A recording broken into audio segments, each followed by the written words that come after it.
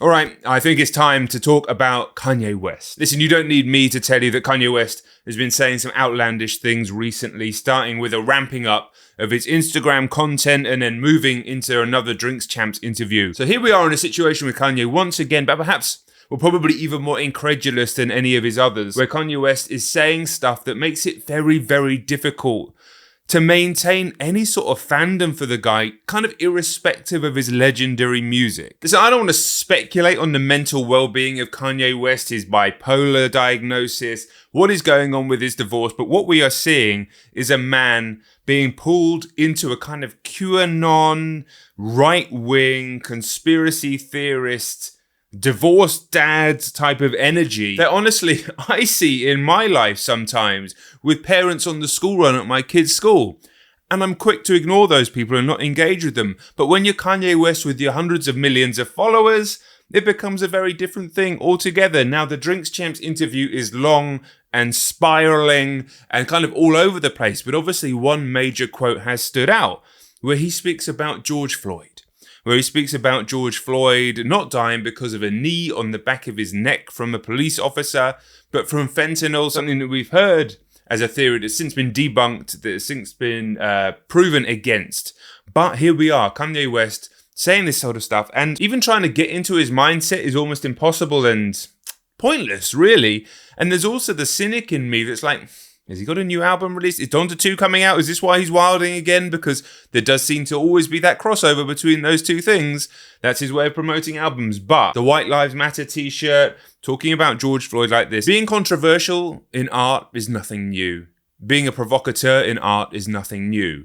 But Kanye is stepping into dangerous territory, and I'm not just talking about arming himself against the kind of supposed woke army and culture war and all that sort of stuff. He's stepping into dangerous territory because some of the stuff he says is truly unacceptable. Now, let's speak about this George Floyd thing again briefly. Whether or not you think that George Floyd was killed, as I believe, by a police officer kneeling on him while he couldn't breathe for no discernible reason, or whether for some reason you believe it was fentanyl in his system that killed him. Can you imagine? Just put yourself in the picture, put yourself in the body for a minute of being trapped on the ground with your hands handcuffed behind you and with a, assuming 200-pound plus man's knee on the back of your neck, and you are in a situation where your lungs are not able to take in the amount of oxygen that your body needs to stay alive, and you are gasping for breath, begging for this man to release the tension so you can get the fucking essence of what it is to be alive into your lungs, and dying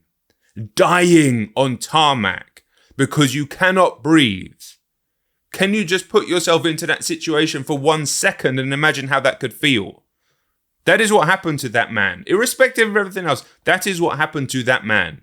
To dismiss what happened to that man, to dismiss what the police officer did, to dismiss the unnecessary force, is not only incredibly insensitive, it's fucking stupid. Everything has become so wrapped up in politics and culture war around that subject, and so many others in America and over here as well, that we forget the human element sometimes of what happened. Listen, Kanye can believe whatever he wants, but certain things need to be spoken about. And one of his Instagram posts is the one that I really wanted to focus on. I'll quote it. "I'm a bit sleepy tonight, but when I wake up, I'm going DEFCON free, death spelled D-E-A-T-H, not D-E-F, DEFCON free on Jewish people in capital letters. The funny thing is I can't be anti-Semitic because black people are actually Jew, also blah, blah, blah, blah, blah, blah.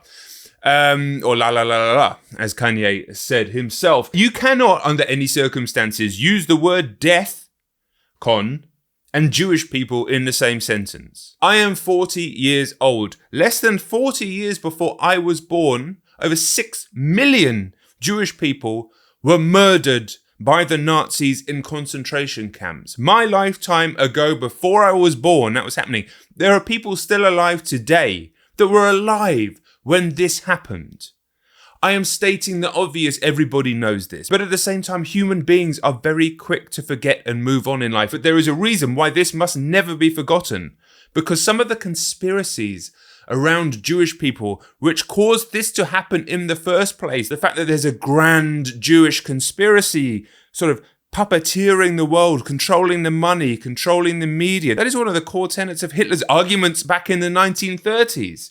So to hear Kanye speak about this again And to get wrapped up in a conspiracy that constantly seems to recycle is unacceptable. You cannot write death, D-E-A-T-H, in the same sentence as Jewish people and just pass it off as free speech, pass it off as just something to say. It is absolutely abhorrent, especially as Kanye West not long ago spoke about how his English is actually fantastic, that Donda was an English teacher and he chooses to write in a certain way for emphasis. So the DEFCON here, there is no way that Kanye West, as the writer that he is, doesn't know that DEFCON is not spelt like that, whether he did it as a voice note and it was translated. I don't know, but regardless, take responsibility for what is written. And responsibility has to be taken for that, to however many millions of followers. Ultimately, it brings up that age-old argument of art and artist, and do you separate the artist from the art? And as abhorrent as these things that Kanye West says, he hasn't actually actioned anything. And separating art from artist is something that we've had to think about for a long time. Listen, there's John Lennon's sordid past. I grew up with the music of Eric Clapton, and some of the stuff he says these days is fucking disgusting. Morrissey. However, we live in different times now where the influence of words on a social media platform can be far-reaching. And as a fan, a huge fan of Kanye's music for all these years, I don't really know how I can compartmentalize somebody who's going to write that. Fortunately, it doesn't look like Kanye is going to release music on anything other than a rubber ball anytime soon, so it's not even something that I necessarily have to think about or consider. And it doesn't affect my appreciation of all of his classic albums, but Kanye West, please, for fuck's sake, stop.